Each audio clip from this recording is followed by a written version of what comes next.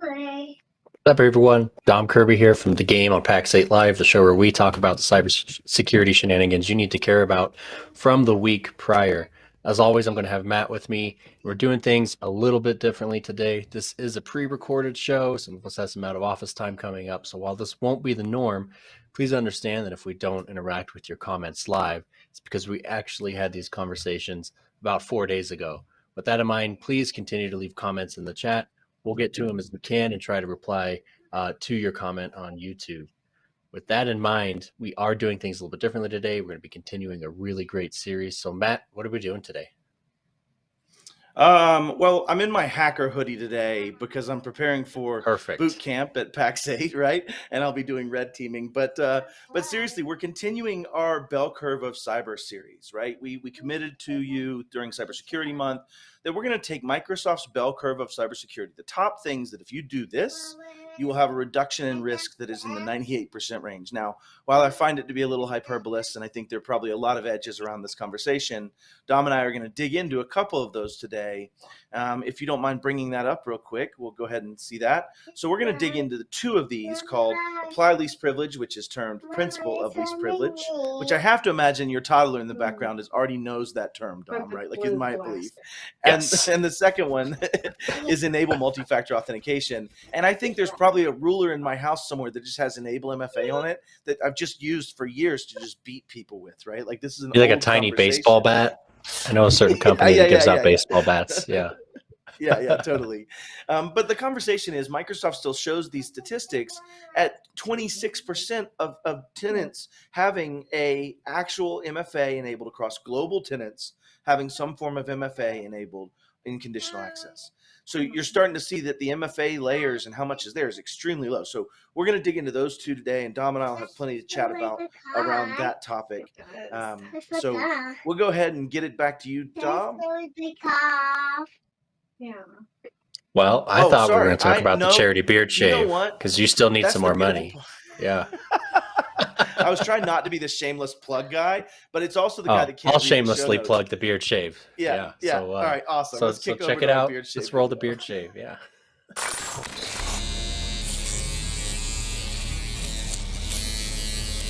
Myself, Carrie Richardson, my wife, and Matt Lee put this thing out into the world. And Carrie said, "Hey Matt, like you've got this beard, why don't you come on up to the barber and shave it off?" And Matt said, "No, I'm not going to do that. I'm quite partial to my beard. It's kind of my thing. cybermattlee, beard banter. It's in my logo."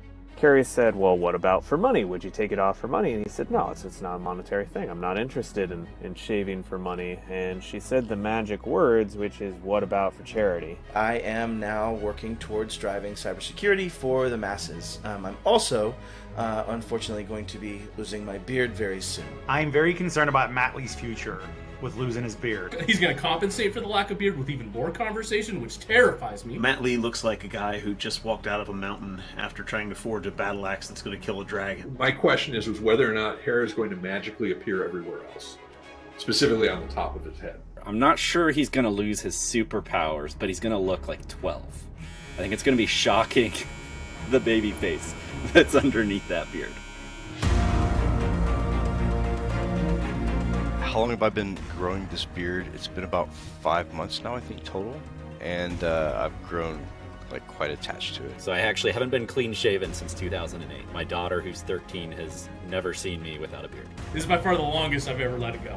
I think the last time I was clean shaven was probably 15 years ago. I one time lost a bet, and I had to shave down to only a mustache, and I looked ridiculous. I have a fiance, and she can't wait for this thing to go away, but it was good for a good cause, so she agreed to take one for the team. She understands it's for a good cause, so she will bear with it. But every time I shave, there's always this like look of disappointment. Like I'll see you in a couple months when it's back. Breaking news from the Pax8 Live newsroom: the anti-beard shave protesters are taking it to the streets. Despite the good vibes of raising cash for charitable causes, these chin garden enthusiasts are in living fear of the fallout of follicle follies. Please donate to the cause early and often, but be wary of facial hair fallout. I'm not a ZZ Top fan, although I do get asked about that all the time. I would prefer Van Halen over ZZ Top any day. The two things that people always bring up are either ZZ Top or Duck Dynasty. I am a ZZ Top fan, yes. I definitely enjoy their amazing beards in general. I don't think I could ever get to that level. You not be a fan of ZZ Top. I mean, if you're not, I just don't think you're very cultured, and you should really go check yourself. A beard, like you ask anyone on here, they're gonna say, yeah, it's a beard. Like it's facial hair. It's not really a sacrifice, but it's reflective of that giving, putting others first mentality, which I think we could all learn from. I picked the charities on purpose to be around cybersecurity and as much around diversity, in the sense that we do not solve this cybersecurity challenge with the pieces that we have on the board today.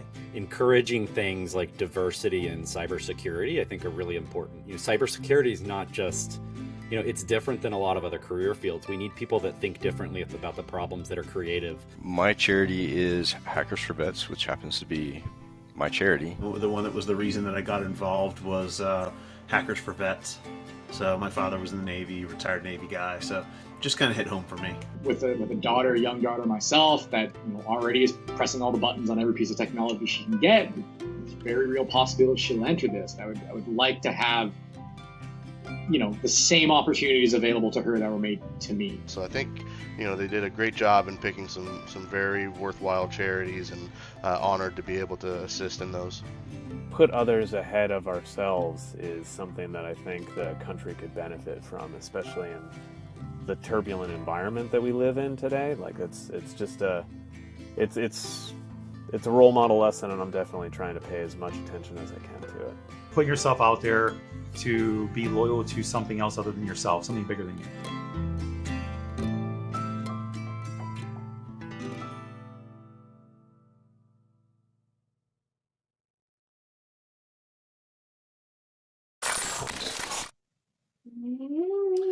All right. Great video. If you haven't, but I do it think is the great battle video. axe is more for teaching people lessons about MFA. Maybe that's instead of a baseball bat, a forged battle axe. The problem with battle axe is it's over too quick. With a baseball bat, It's at least fair. you get some degree of pleasure out of it, right? At least from a timing perspective. All right, let's pop in. So one of the things we're doing is we're going to kick off our news segment like we usually do, but we're not getting the most new news. We're actually trying to bring news articles that tie into the points we're trying to discuss today. So today we're talking about MFA as well as least privilege, so I'll tackle the first one. And one of the things that we're seeing is that MFA in general, people are saying, well, this attack on Uber, which we'll bring up here in a second, is actually an MFA. They had it. They had 2FA on the account. They were able to still, as a threat actor, get through that MFA layer because they did what's called MFA fatigue. Basically, it works this way. Once I compromise your account and have your password and your username, or at least your type 1 and your that aspect of it in your username, then I start signing in and I keep signing in. And every time I sign in, I send you a push. And every time I send you a push, and I send you a push. And eventually you go, dang it, I'm going to accept this. Or in the Uber case, you're helped along by someone, right? Social engineering wise, someone reached out to this person and said, hey, we are seeing some problems with your MFA. We're obviously having it go over and over and over again. Why don't you go ahead and click approve and we'll get this solved for you, right? And that person who actually had extremely high privilege inside that organization was tricked into, presumably, clicking the button and saying yes from a MFA fatigue perspective, which then gave that actor access into the VPN. From there, they were able to find other information that this user had access to. And it brings me to this point that's going to kind of get into least privilege with Dom in the next conversation is, in our case, the principles of least privilege, which we'll talk about later, have not been applied in the sense that this was an actual incident responder whose name was Philip Lee. He was not my cousin, I promise you. But this person was compromised, and they were unfortunately put in a position where they had access to different things through the Thycotic password that was stored in a storage location, and they were able to get into Thycotic, which is a PAM, or privileged account management, and is part of privilege, and was able to escalate and do all sorts of bad stuff. And I wanted to bring that first article up about MFA. Dom, even though we have MFA, does that mean we're 100% secure? Does that mean we're done, or are there other parts to this that still matter? You're pulling me on this one. There is no such thing as 100% secure. Like, we cannot stress that enough. Like, you will never, ever be 100% secure. Not in the cyber world, not in the physical world. It's not a thing, right? So no, right? And I think we've named this push fatigue, right? In the grand spectrum of things. I don't think MITRE ATT&CK has put it on the chart yet, but I'm sure it will be put on the chart. Push fatigue, right? Of saying, hey, and eventually you get my attention. Eventually I'm annoyed enough. I've got a background audience. Eventually I'm annoyed enough. Oh, you brought in the kids today, man. Yes. Yeah. Do you charge me double the rate when you bring the kids in or no? Well, yeah, it's more expensive. Yeah. Makes sense. Makes sense. I love it. So it's just human weakness, right? It's exploiting human weakness. And what's interesting, and I actually realized this as you were talking through this article, there's a social engineering component here. So I think even with the number game of, hey, type the numbers I'm showing you, if I call you an MIT, I'm going to tell you what the numbers are to fix your problem, right? So I probably would have defeated the number thing. So, it's going to go something like this. Hey, Dom, this app, we're having a real problem getting it authenticated as you. It's actually based on your device identity. So do you mind go ahead and approving this for us? We're trying to get this done, and then you'll get stop getting the annoying messages. Like, you can come up with a plausible reason to be reaching out for something like that. So, 100%. Which brings us to fish-resistant MFA, such as a FIDO token. Like, check them out, because they're this push fatigue does not exist among a million other benefits of FIDO. So I would encourage you to consider it. All right, let's roll into privilege. So we're going all the way back to the Cisco breach here, Cisco incident. I don't know if it was declared a breach. They wrote breach in this article. So breach in this article. Dark reading declares it a breach. Therefore, all right. So the Cisco breach, man, it's weeks old now. It's almost old news. Similar attack vector, push fatigue. The hey attack until, again, human weakness, human emotion gets us through. But what's interesting about this one versus Uber, and I want to stress that we're not blaming an individual person, certainly not Philip Lee. No. He is not responsible for his organization's operational shortcomings, right? I want to stress that. But in Cisco's case, the account was compromised, access was gained, but access was gained in a seemingly very appropriate scope, or as an outsider, it looks like it was an appropriate scope for what that person does for a living, right? And as a result, we saw very little impact of this breach, right? A little bit of data was stolen. I think, what was it, 27 gigabytes or something? Which is a weird way to calculate. Sure, 27 gigs of what, but whatever. I know. What's the context? What's in it? Like, but still. You hit some users' OneDrives, you're going to get 27 gigs of cat photos. But, I've got a lot of them. The scope at which this attacker was able to do damage was very small, especially in comparison to Uber. And that is seemingly, again, outsider's opinion, really great principle of least privilege, right? This human had access to do the things that human does for a living on behalf of Cisco, and seemingly nothing more. So props to Cisco for having those operational controls in place that are so damn important, but we tend to miss or let privilege creep happen. And additionally, this brings us over to a really cool video we have for you. And it comes down to having a good internal security culture. So we actually brought Robin Harris in to tell us from our internal compliance team how we build a culture of security. If we can bring that up, that'd be awesome.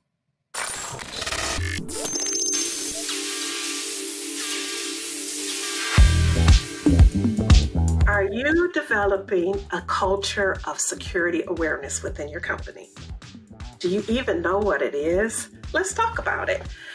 A security awareness and a culture that wraps its mind around that is when people actually think, when I do something, am I creating a risk?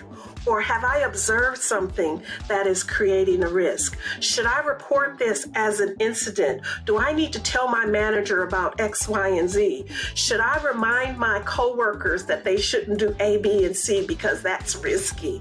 So you create this culture of security awareness, and then what happens is your people will become your eyes and your ears, and they will see things that your security professionals might not see because they're out in the front line, right? So you want to create that so everybody thinks security, and everybody is helping keep the company safe and secure.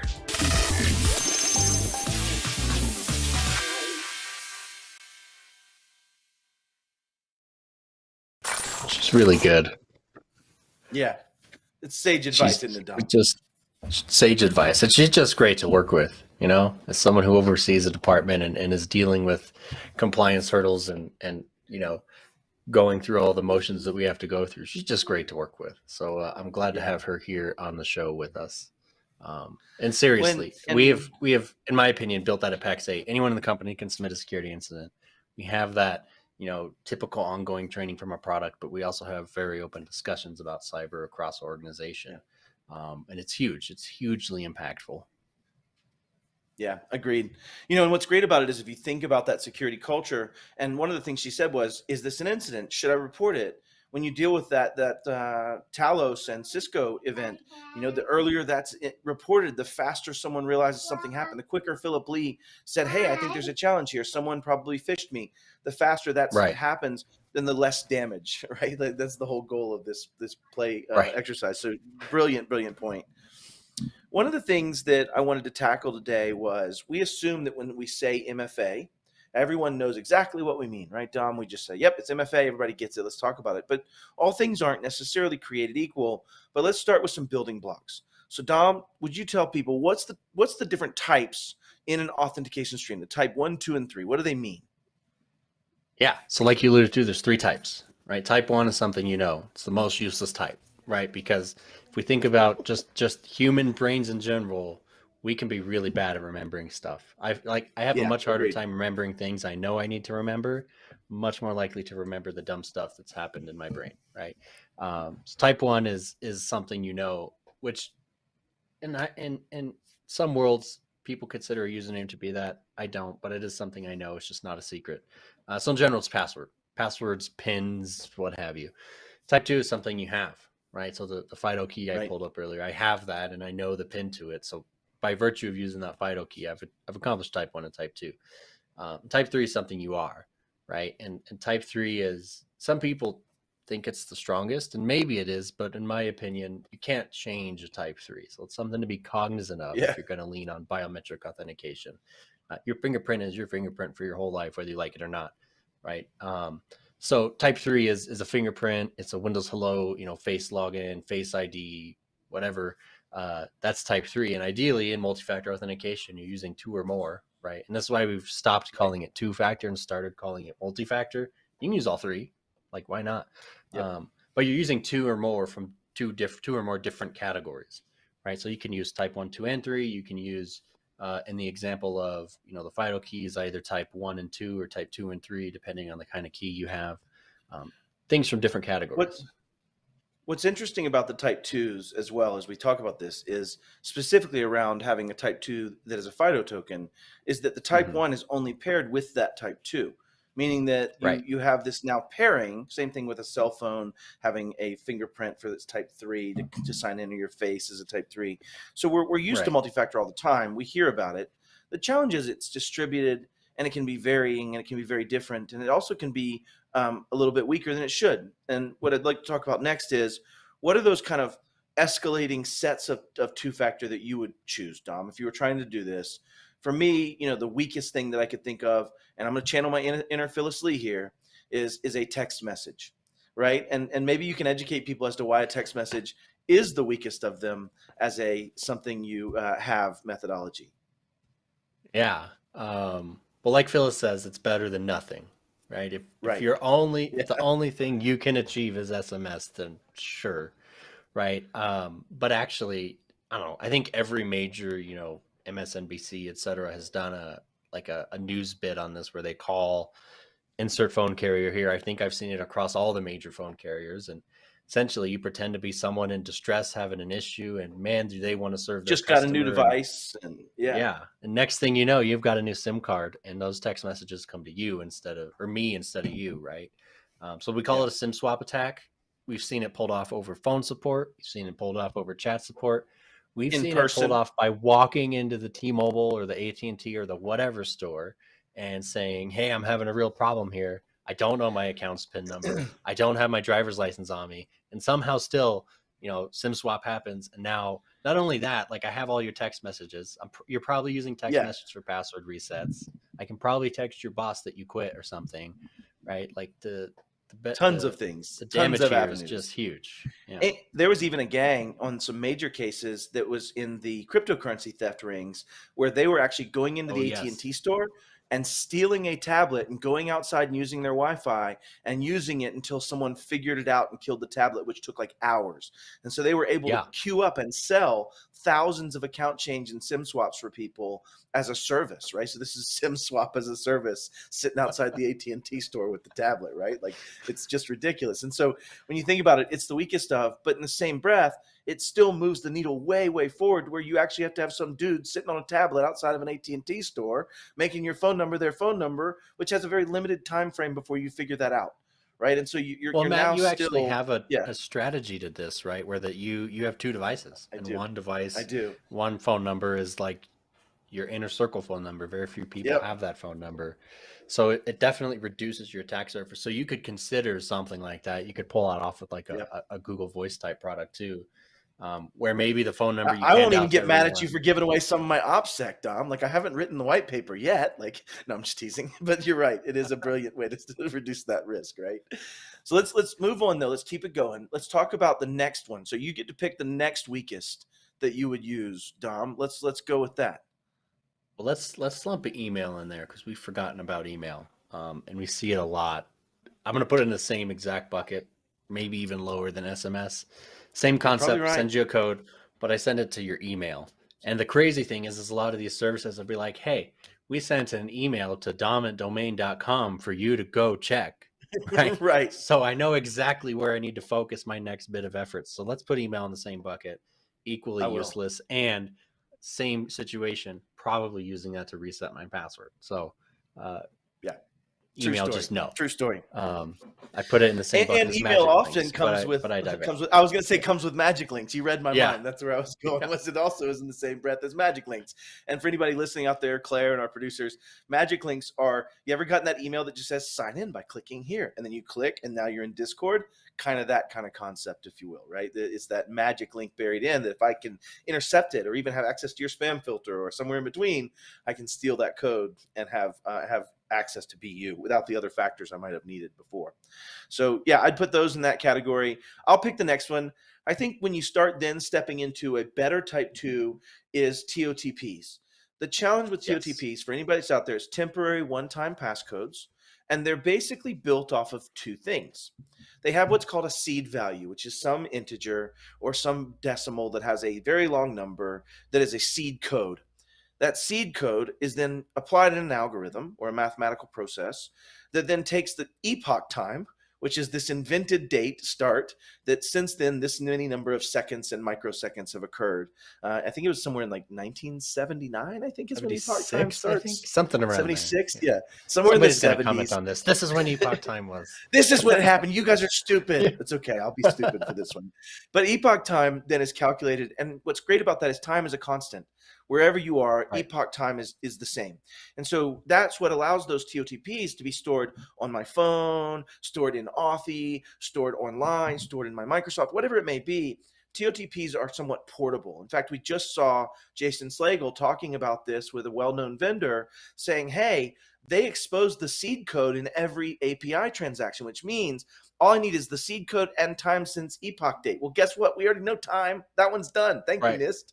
Right? So we have that set. So TOTPs are my next victim in that Maslow's hierarchy of strength, I suppose.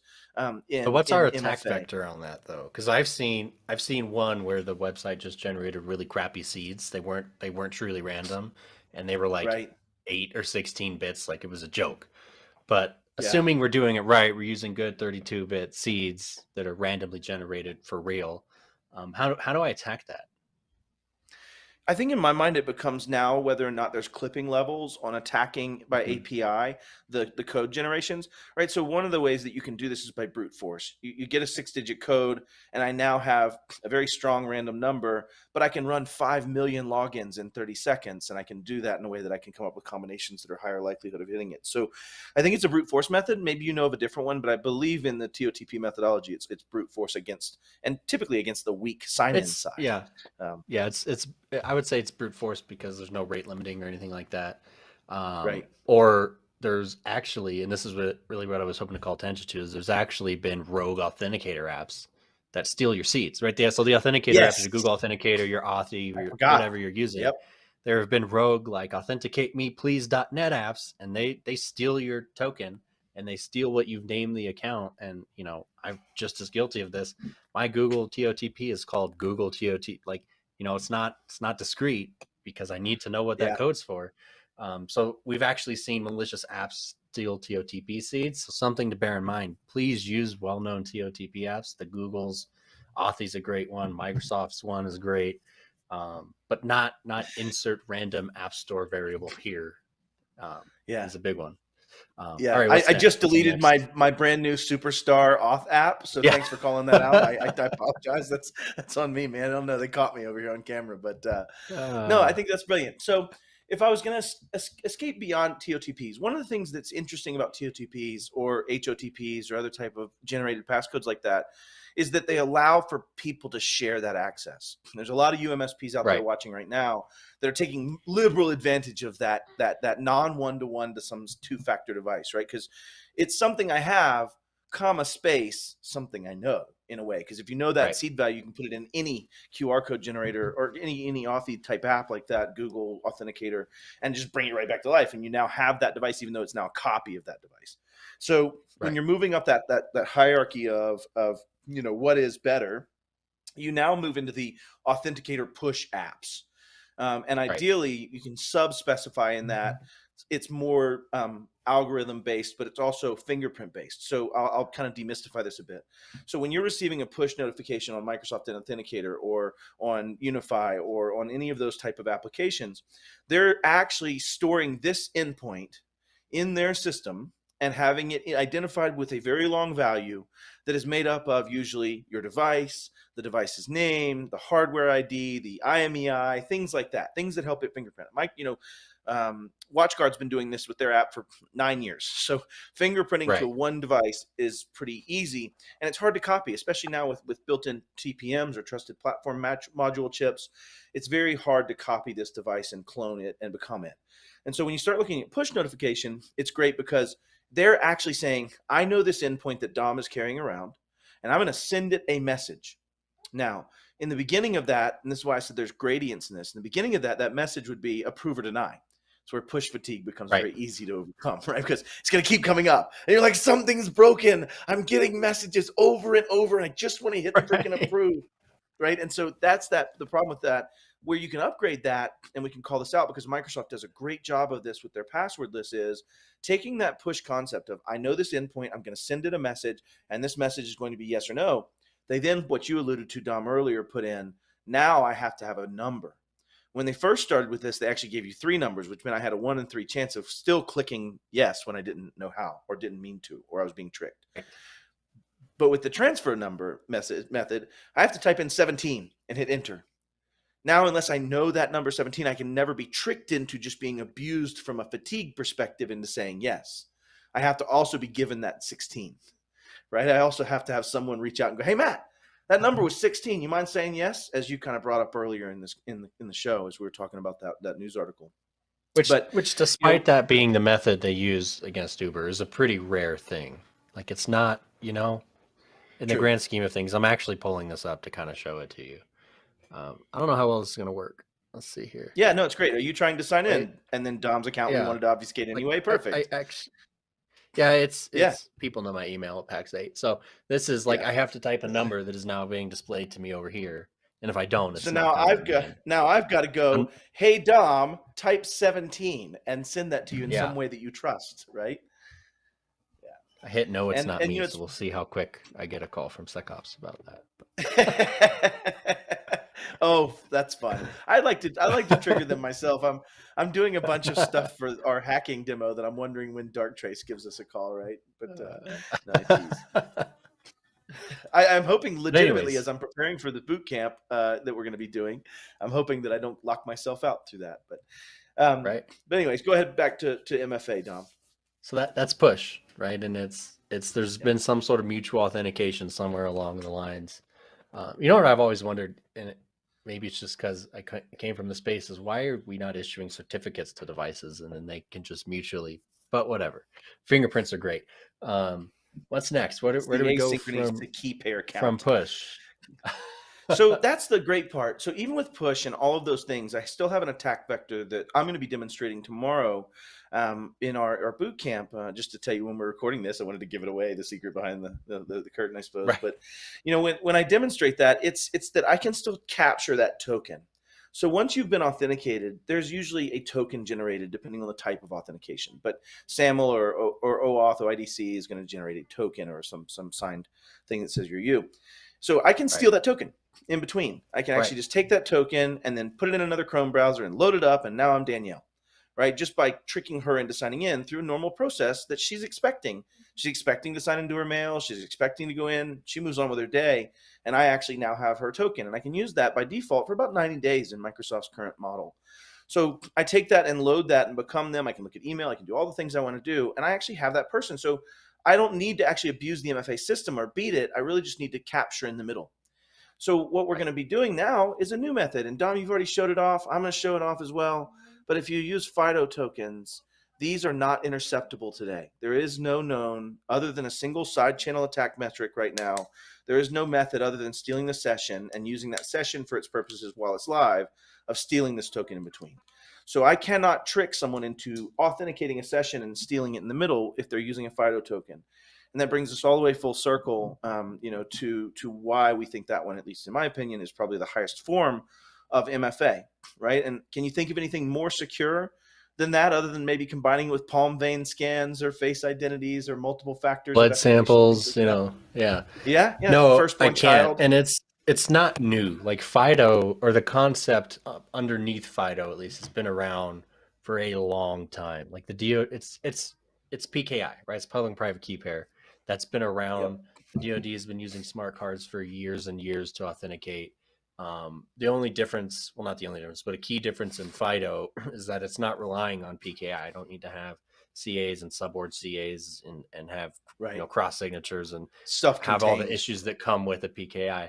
It's literally just a private key that is only on your device, right? This device in particular, it's nowhere else. And a public key that is then shared with Microsoft or whatever you're authenticating to. Signatures happen, poof, it's you. And the beauty of this is there's another layer in the middle that's part of the WebAuthn standard, which is just it's an RFC. You can go look it up. WEB auth and request for comment. Anybody's needs. RFC stands for request for comment. RFC, yeah. A part of that protocol says, hey, is this the domain that we expect to be asking to use this particular credential to authenticate? And if not, the authentication terminates. There's a problem. You're out. So even if you use your EvilGenix method, it's still not login.microsoftonline.com. It's insert bad guys domain here.com. FIDO knows what's up, and it's not going to let you authenticate. And that's the beauty of it. Correct. Right? And the other beauty of it is I cannot, let's say I compromise your encryption with some sort of man in the middle, adversary in the middle type SSL attack. No secret crosses the network, right? A signed notes crosses the network, but there's no secret. A result of a math problem crosses the network. Right. So until we get quantum, like it's extremely secure. Yeah. And I think that's why, a little cat out of the bag, because they won't see this till after boot camp. You and I personally fought to buy everyone a FIDO token that attends our boot camp. And so we'll be giving those out during so many FIDO keys. People.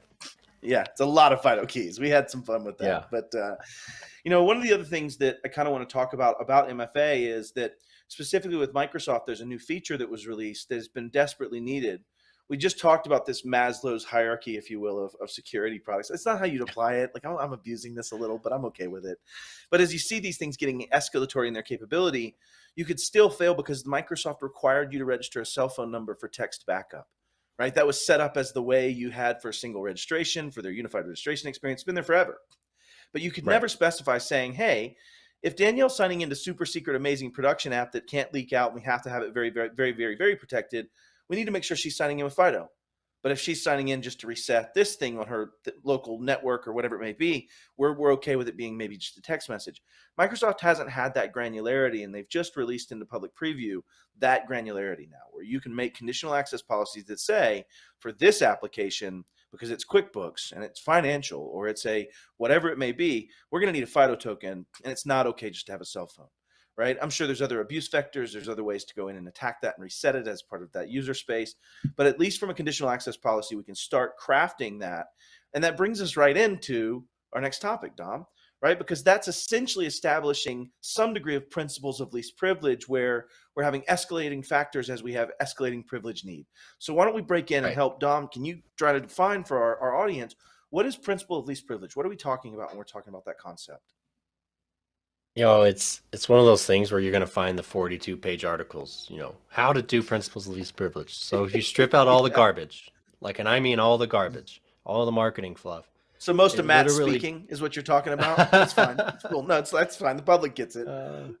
It literally just means Matt's role is to do X, Y, and Z. He only needs access to X, Y, and Z. And Dom's role is to do A, B, and C, and he only needs access to A, B, and C. Right? Anything in the middle or in between or extra should not be a part of what that user, that identity is capable of doing. And if they need, or let's say they change roles, cool, you take away A, B, and C and you give them D, E, and F or whatever. You have some level of alignment to say person X can do job X, and there is no other things they can do, unless maybe on a temporary basis, which we can get to that in a minute. But in a nutshell, it says you do what you can or what you need to do, and you do nothing more. Yep. Yeah, and as you think about that, it's kind of that principle of when you apply that principle of least privilege and then start applying CIS controls that start saying things like Control 5 and Control 6 that say, hey, don't use your daily driver account to be an admin. Those should be separate roles.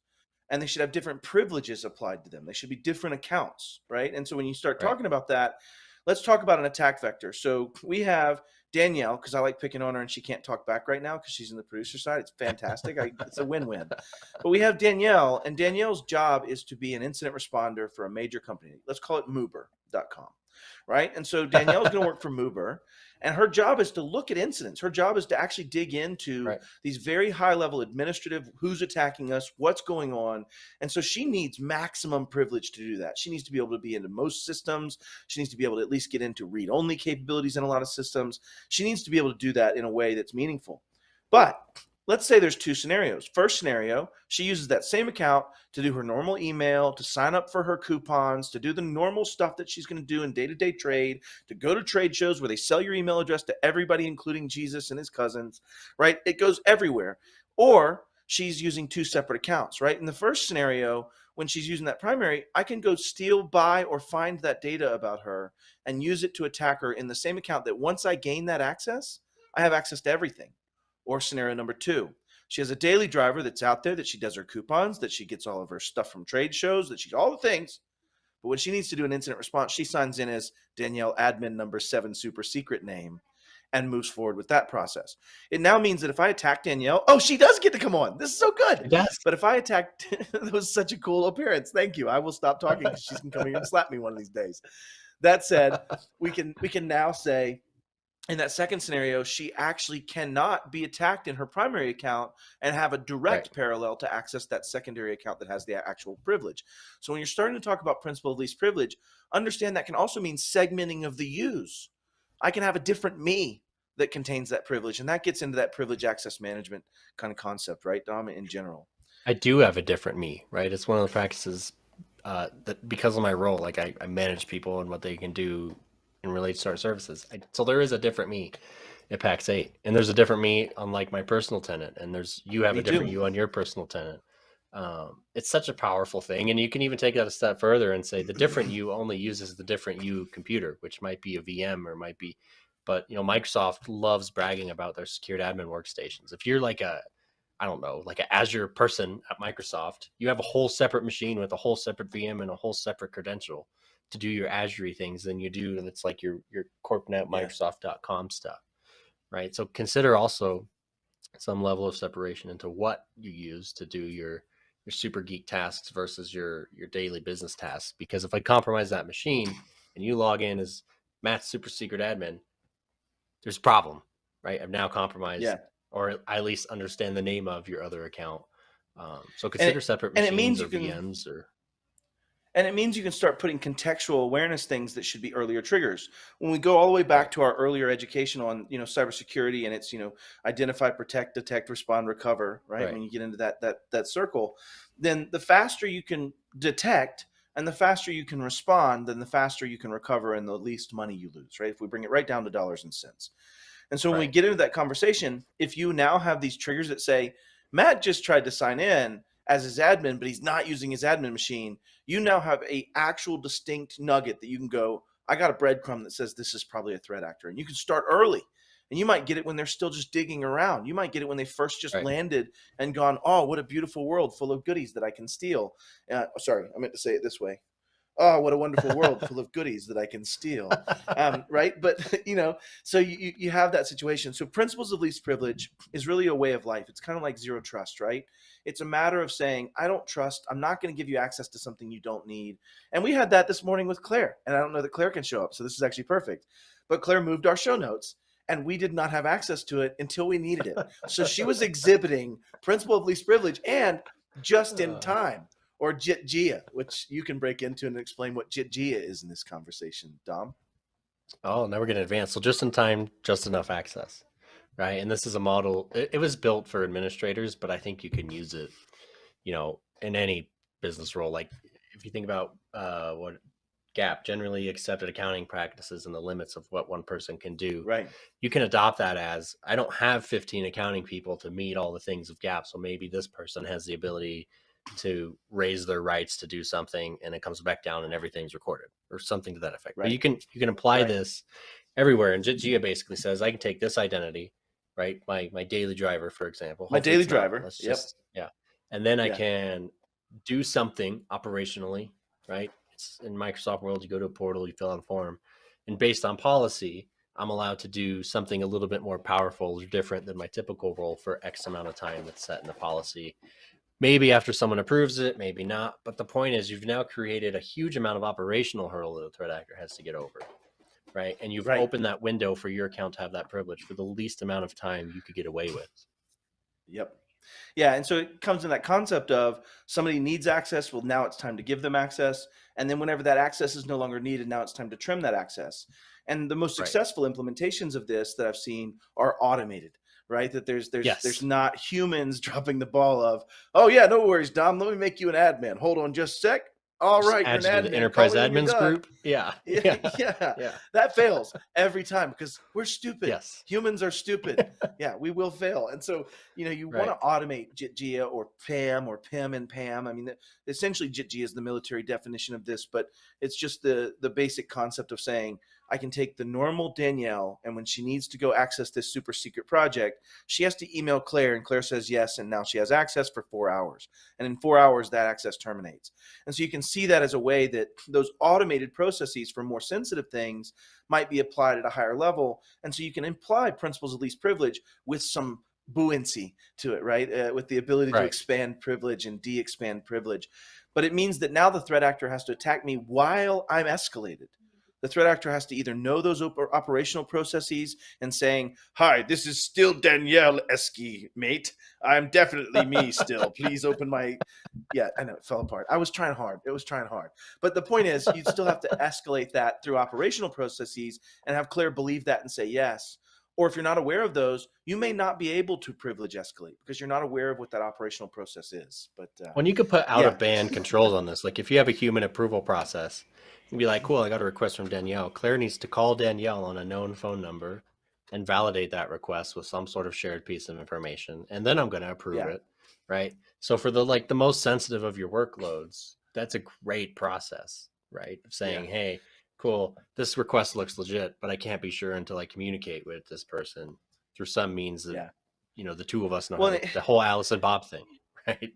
You know what, you reminded me of something. So I taught this class to 8th graders, and one of the demos I was doing that was around Facebook was when grandma ain't grandma, right? And it was when essentially it was called when grandma ain't grandma. And one of the things I was trying to teach was how to find the kill chain. When you're talking about cybersecurity, kill chain is this understanding of saying, where along this process could I have stopped this and made a different decision that would have dropped this from happening, right? This is the blue team side of the kill chain. How could I have stopped it? Where could I have found it earlier? Where could I have done something? And I was making these 8th graders talk about where the kill chain was in a demonstration like this. I said, hey, somebody goes on Facebook, finds grandma's profile, steals her profile picture, a lot of her details, and creates a new grandma. She reaches out to you and says, hey, honey, I actually need you to give me some information. Sign up to this Facebook because my old Facebook's locked out. Some hacker got me. I need this, right? And so the kid's going to go, oh, grandma, no problem. It's great to see you. And she's going to accept the response. The next step is going to be saying, hey, it's almost Christmas. I want to send you a Christmas present. Can you please send me your address again? And you can imagine where that virtual world crosses into that physical world, right? And so you could imagine that a threat actor could do that. And so I put that display up and I asked them, this class of 8th graders, there's about 80 of them in there, which was horrifying to me. And I said, where would you have stopped this? And this one kid goes, I could have just called grandma and asked her if this was her new account. And I'm like, you get a point. I gave her an Amazon gift card. She won. It was brilliant. But it's that thinking about privilege as not a trust that you should always trust.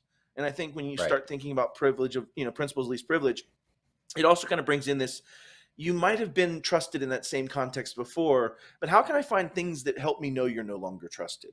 How can I find validation methods? How can I find those? And that's back to that human process. It was really great at this actually is Signal. Signal as an out-of-band communication. Sure. Right. I love Signal has the concept of safety numbers. And if you do something to your device or I do something to my device, our safety numbers change. The Signal will pop up and say, hey, wait a minute, like something has changed about person A or person B or both. Stop talking. Right. And it's those little indicators that are very hard to get good at anywhere. Because if you're in and you do the operational stuff and you submit the request to Claire, she has to really be vigilant for some indication that that Danielle's not the one that typed the message. Right. Yeah, and that's something changed. That's what gets really hard about these things is it's you as a human, we're all built to be trusting, right? But we have to tell ourselves, I don't trust this until I've built enough evidence in my brain to trust this. Right. Yeah. And that's probably one of the hardest things we do, right? is not trust. One of the biggest business email compromises I saw was a $1.9 million BEC, or business email compromise. They lost $500,000 to the threat actor by paying out an ACH as the first start of this chain of horrendous events. But they had operational controls in place. They had a principle of least privilege. They said, Sally, you cannot change the field from ACH to another ACH without management approval. That's a type of principle of least privilege. It's an operational control saying you cannot do this until you've been validated from your manager. She did. She reached out to her manager, and the manager in that same nuanced challenge was trying to determine, is this legit? And that manager reached out on the phone number that was documented in the system. They didn't answer. They had a notice saying they were home with COVID, right? It was during that time frame. So the manager then reached out to the number on the email provided by the threat actor. And then validated that this really was needed and we really need to change that ACH. And then they wired off the $500,000 to the threat actor. And so it's this understanding of principles of least privilege aren't perfect. Principles of least privilege bring in a lot of human element that comes into that to bring context into whether or not something makes sense, into those things. And so I really wanted to get to this point. And so we kind of have gotten here. None of this works. None of this works. MFA, principles of least privilege, none of this works if you don't train your people. If you don't educate, empower, build social understandings around security, right? Build those things as Robin Harris talked about in her segment of building up this understanding and awareness of a security culture. If you can do that, you can start playing this never-ending game, unfortunately, of threat actors going to threat act and people and users going to people and user. And that challenge is kind of how can we continue to float right at that amount and build these things. People gonna people, but people gonna people, unfortunately. That sounds like a t-shirt. It might be, Dom. I know you well enough to know you'll turn that into a t-shirt. It's winning. But let's bring this back to MSPs. Where can we see MSPs apply principle of least privilege in their day-to-day life? Let's just go back and forth and come up with some ideas. You first. Start with your own castle. Separate, like especially if you're that one-person shop or two-person shop. Separate your daily driver, account you do business with, from the account you do geeky stuff with, especially in your own environment. You should not be signing on to your workstation as a global admin in Microsoft and a local admin on the machine. Or an admin, or a local admin. Yeah, any admin. Yeah, any admin. Yeah, I think that's a good call out. And I think it's hard because when you start thinking about it, you also get into this RBAC conversation too, which we'll not really touch on too much, or Right. role-based access controls that also further limit what someone can do and try to determine what is that least privilege. And so let's take away some of this like mysticism around it. I need to reset a password as a help desk person. Should I or should I not have context to do that? Yes or no? And that decision has to be made for you and your structure and what you're doing. And do they do that Right. with a separate account? Do they do that with this one? Do they need two persons to approve this? One of the biggest challenges I found was if I wanted to attack an MSP today, I'd still probably just call them. I would probably Right. just call and social Right. engineer them. It's so much easier to attack. Hey, Danielle, this is Matt. I'm locked out of my machine. Please help me out. I'm really, oh, you can't do that because you have policy? I'm going to fire you guys. You have to understand, I'm letting you go if you're going to continue this. I'm on vacation. I'm trying to Right. do this work. Like you could see where that social engineering side still kind of comes in, and it kind of still brings it back to, you know, training and that side of it. And so if I had to give one takeaway from this on principle of least privilege, it has really come up with the way for each role, what is the minimum things they need to have in their daily driver account, the minimum things they need to have, and not giving more than that, small MSP or other MSP. I bring that up because in our large MSP, when I tried to do that, I got so many people that threatened to quit, people that were offended that we didn't trust us. I'm your engineer. You don't trust me? No, I do trust you, but I don't trust you implicitly and nor forever. And it comes into this concept of trying to have that conversation. And it's a tough one. And it's offensive sometimes to MSP's employees, and it can be devastating. So I would just say, if you're going to take something away from Cybersecurity Awareness Month that's kind of in that on your own self and how you can kind of apply principle least privilege, is start with an assessment of what people need to do their job and try to find where your gaps are in reducing that. Sometimes you can't. Like sometimes the software just doesn't allow you to structure it that way. What's another good way people could secure themselves, Dom? I'll let you have two since I stole like 12 minutes of floor time there. You gave me two. Oh, so remember that business impact analysis we worked on last show?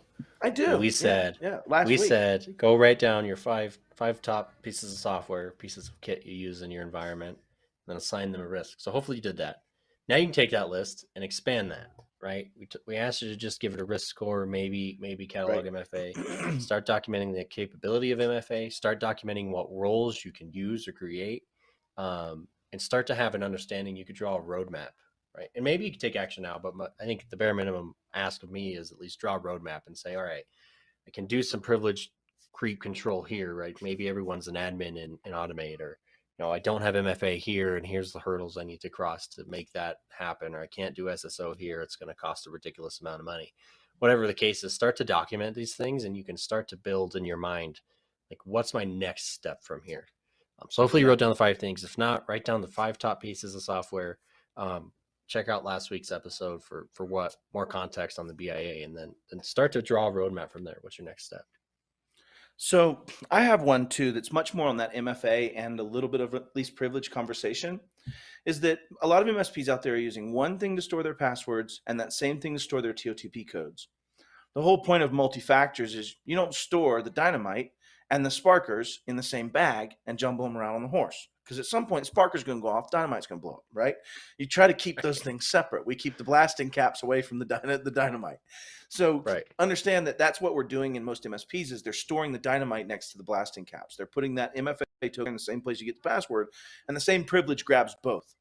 What I would advocate doing, if you can, is find some way to separate off the TOTP-based MFA tokens or any MFA data from the primary data source of the password, right? That might mean having, you know, IT glue for the MFA tokens and a password manager for the passwords, or vice versa, or things like that, where you're going to try to focus on keeping those factors separate and keeping those things to where the principle of least privilege only gives access to that. And so if you think about what that could do for you, let's say your passwords and your TOTPs are stored in IT glue. And everybody has access to IT glue, even the VCIOs, people that might need access to certain things for, you know, their own data about that client. But if I just took and carved off the TOTPs to another service, then the VCIOs having access to that primary and that password do not have the blasting caps for said dynamite, right? That's the other piece of that. So you can start doing least privilege by just simple carving methods of moving certain portions away from other portions when you don't have enough granularity of access to limit that VCIO potentially to only this file, but not this piece, right? And that kind of stuff that you have, as I've seen as challenges in the past. But I think that brings us all the way up to, Dom, kind of, what would you say the best call to action? We've given people a lot of stuff they should and could do, but we only have a week. when we start thinking about client focus, I think you had something to ask people to do to kind of focus on this next week during Cybersecurity Month. What's that so request? I got a little last ambitious week it was here. BIA. Yeah. Only the top 5. Easy BIA, part of a BIA. So I ratcheted it up this week. So buckle up. Some people aren't going to like this one. I'm going to read it as I wrote it. I said, build a plan to enable MFA across all customers over the next 3 to 6 months. Now, Matt, you had a lot of customers. 3 to 6 months is probably a little crazy, right? So fit this to your business. But I think if you could write down strategies for how am I going to go to customer A and talk to them about MFA? We've given you the data to show the importance, right? So use that data, but write a plan and how am I going to do this? And think about that stupid copier that's in the corner of the office, right? Start to plan this out and how you can attack MFA across your whole customer base. For most shops, I think 3 to 6 months is fairly reasonable. I think if you get into the much bigger shops, obviously this is probably a longer process, but start. That's my challenge. Yeah, I think that's a big challenge. So for people following at home, challenge 1, get your BIA in order, know about yourself, know about your software, get the top 5 ranked, right? That's pretty critical. You need to be doing that and get that going. Number 2, let's get a plan in the next 3 to 6 months for every single one of your clients to have MFA, but focused on the lens that we're more used to of there's a lot more than what you're thinking about. You haven't asked them about their business apps. You haven't asked them about the other things that's going to end their world that will also reduce your revenue, because if they can't pay you, you lost revenue. And so it kind of is that conversation of let's get that done. Let's get that forward-facing security going. Let's go ahead and close it out. We've kept people for long enough, I think, as it is, Dom. But, we're going to wrap up this series next week. It's going to be awesome. I'm super excited about it. But we're going to talk about the last 3 of the 5 in that cybersecurity bell curve. And we're going to actually dig deeper into those. And if you like this, please comment. We're going to be watching the chat this week. Like I said, this is pre-recorded, but we will be in the chat. I will be actually responding to people during that time. So add some comments, and then we'd love to see you live next week when we come back together on the 28th and talk about those last 3 in the wrapping up of Cybersecurity Awareness Month. So thank you all as always. Dom, what do people need to do? Click all the buttons, but especially that subscribe one. Click the subscribe one, click the little bell. You'll get a ping every time we're about to be online. Follow Matt and myself on LinkedIn, because we'll also ping you about 3 times a week when we're about to be live and post all the shenanigans as they happen. Thank you for joining us. We will see you next week on the game.